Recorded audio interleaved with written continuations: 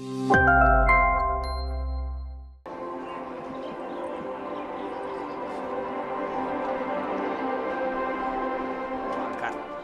حیاتی دسته کلوب مرکزی ورزش ارتش روی تصویرهای ما شما پیدا می شود که من در ادامه پرتر در مورد حیاتی دسته در موسم امسال به قید گرفت. آنها در دربی شهر دوشنبه از در ربط خود دسته برخچی حصار باشد. دسته گرچنده که موسم رو دسته با کسبی 5 امتیاز تنها یک غلبه دارد، 2 مساوی در ارتش و برخچی آماده است. تنها ما منتظر صدای اشتکی داوری بازی هستیم و همین طور صدای اشتکش رو بلند میکند داوری ابوبکر سلیمانوف. بیشتر مورد با دستبندی کاپیتانی به میدان میبرد. امکانات برای بازیگران دسته برخچی ضربه زده میشود و اینجا برطرف میکنند دفاعگران دسته کلوب مرکزی ورزشی ارتش. بسیار امکانات خوب دوم جدول مسابقات است.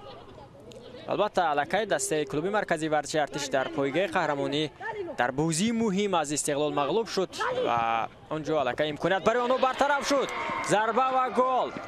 فوتبال بازان دسته کلوب مرکزی ورزشی ارتش در اول ببینید که در اولین هجوم خویش چگونه اینجا مشرف به زدن گل میشوند. ارسال انجام داده میشود از میانی دو دفاعگری دسته برخچی بهتری خود را نشان میدهد. هجوم فوتبال بازان دسته کلوب مرکزی ورزشی ارتش ضربه اجرا کرده میشود و اینجا شهاب‌الدین محمودزاده میتواند که ارتش توسط کناری راست هجوم دسته را اندازی کرده میشود. بسیار هم خوب ضربه اجرا کرده میشود و پالوتر از دروازه اینا بعد ضربه بیشتر سرعت گرفته است. بیلال بابویف بسیار هم خوب وارد جریمه گام میشود. امکانیت است برای بازیگران دسته برخچی و نمیتواند که اکنون بیلال از گردیدند دیروز با بازی من دسته کوکتوش و خوجان دور 11 آغاز گردید. امکانیت برای بازیگران دسته برخچی ضربه و گل.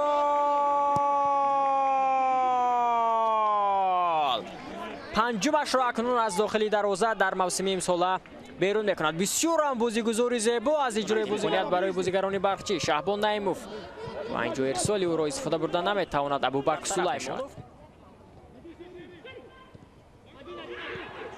تو برای خوبی بازیگران دسته برخچی اکنون زود باید بکسل هجوم گذشت. هجوم دسته را اندازی کرده می شود. اینجا ابوبکر سلیمانوف بیلال بابویف امکانیت از ضربه و گل.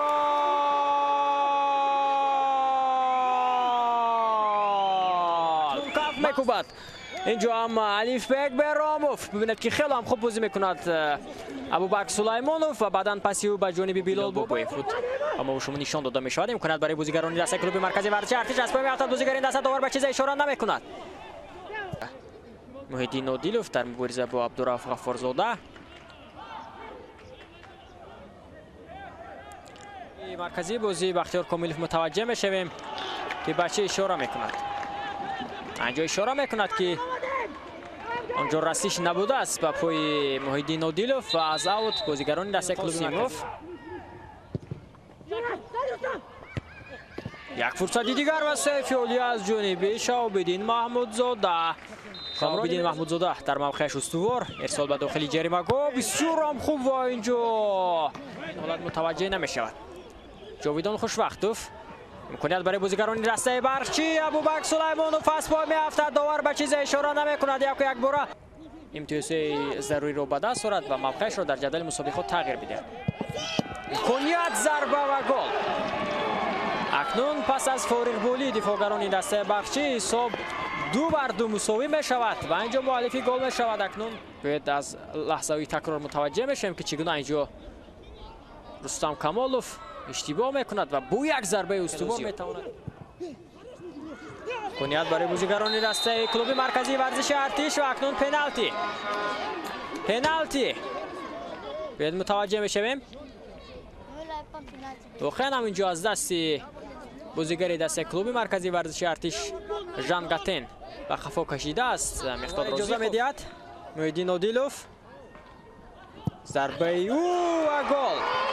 اکنون در دقیقه 79 بازی بازیگران دسته کلوب مرکزی ورزشی ارتش در حساب جانب شریپوف ارسالی او به داخلی جریمه گاه. ضربه و سیفی اولی از جانب شهاب‌الدین محمودزاده.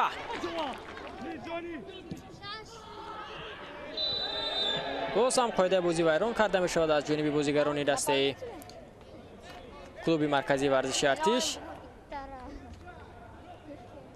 و اکنون کارت سرخ می شود به جانب شریپوف. این بازیگر اشتکی داوری اساسی بازی بختیار کامل فاصله میکند برای بازیگران کلوب مرکزی ورزش ارتش و اینجا شهاب‌الدین توپ را از دست می‌دهد در مرکزی میدان و به همین ترتیب صدای اشتکی داوری اساسی بازی بختیار کاملوف از انجام بازی دور 11 لیگ اولی میان دستاوی کلوب